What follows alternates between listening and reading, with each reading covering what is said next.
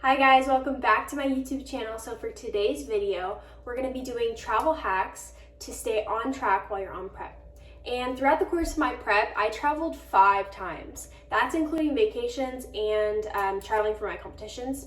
So over the course of the travels, I developed some hacks along the way, so that's what I'm going to be sharing with you guys today. So if you want to see more videos like this, then subscribe to my channel and I think one of the most crucial things that I had to pack in my bag while traveling was this bad boy. It's an air fryer. It's a tiny little air fryer. I think it's 1 quart, but if you open it up, it's really small. So it's good for like preparing one meal at a time, not so much multiple meals.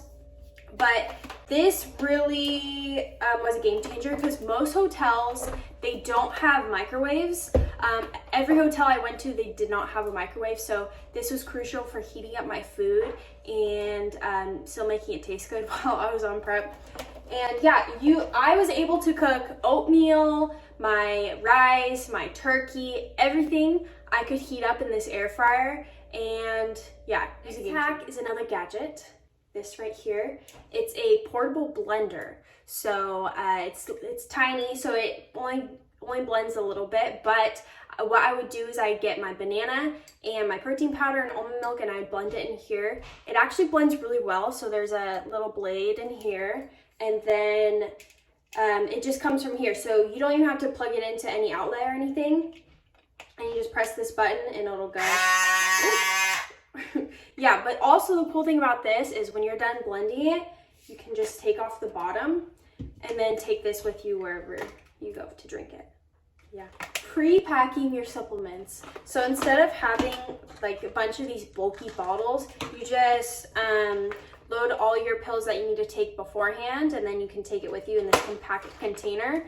And I like it because I don't have to think. It helps me stay on track with my supplements. I do this even when I'm not traveling. But yeah, it's nice to have all your pills in one place and you don't even have to think about it. You just pop it. Staying on the same track with supplements, I would have to take creatine and BCAAs for my pre-workout. And these big old containers aren't very convenient. So what I would do is I would pre-pack. I would put a scoop of the creatine and a scoop of the BCAAs in these little plastic containers, and I would take these with me. And then I would also bring 1 shaker bottle, and so I would just have to fill this with water and then dump this in there instead of bringing the whole. Moving on to the food, I'm going to show you what I would pack in here. This is what I use. It's a big cooler bag where I would put all my food in that needed to be refrigerated.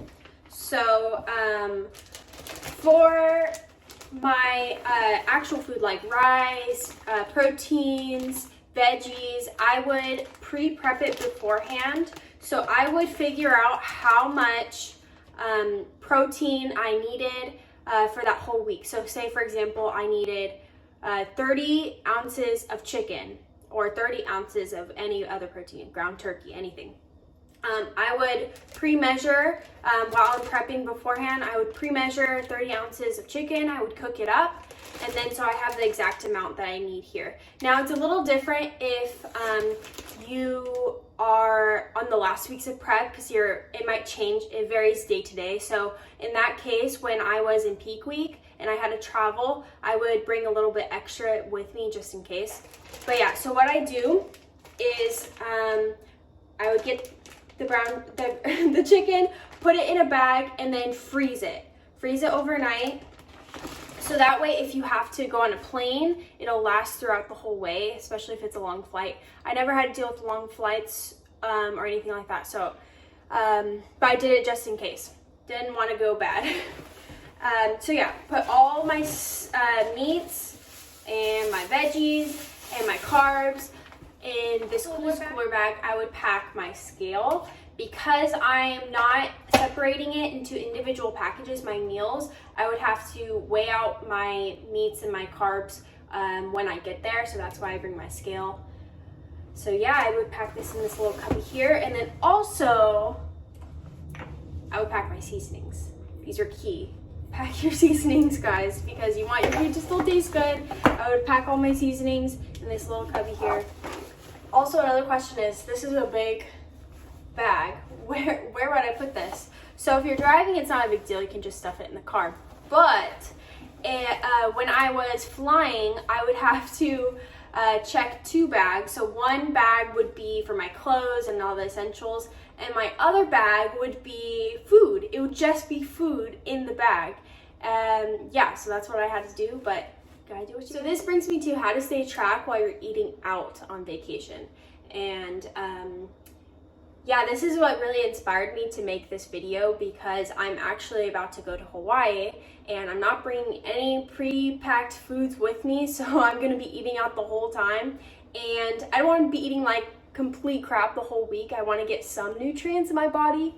Don't get me wrong, I will enjoy myself, but I definitely don't want to go too overboard. So how do you do that? If you're like me and you've been weighing your foods for a long time, you'll start to get good at estimating the portion sizes. So that's really the biggest thing, is portion sizes. And I gotten really good at like estimating, like, okay, this is 4 ounces of chicken, this is 5 ounces of steak. So I think doing that over time has really helped me in situations like this. The other key thing is to make sure you have a source of protein in every meal, because you still want to get that protein in. And I tend to not like fatty meats anyway, so a burger or steak doesn't really sound more interesting to me. I would much rather go for the chicken. And yeah, so I would tend to stick to lean protein sources and make sure I have it in every single meal. Another thing is the sauces. Now this is what gets people a lot, because if you go to like a restaurant, they'll often put a sauce on it, especially if it's like an Asian restaurant. Their sauces can be a lot more sugary, and so the best way to handle that is to ask for the sauce on the side, the dressing on the side. That way you can control how much you put into it. That is going to wrap up this week's video. Make sure to like and subscribe for more, and I will see you next week.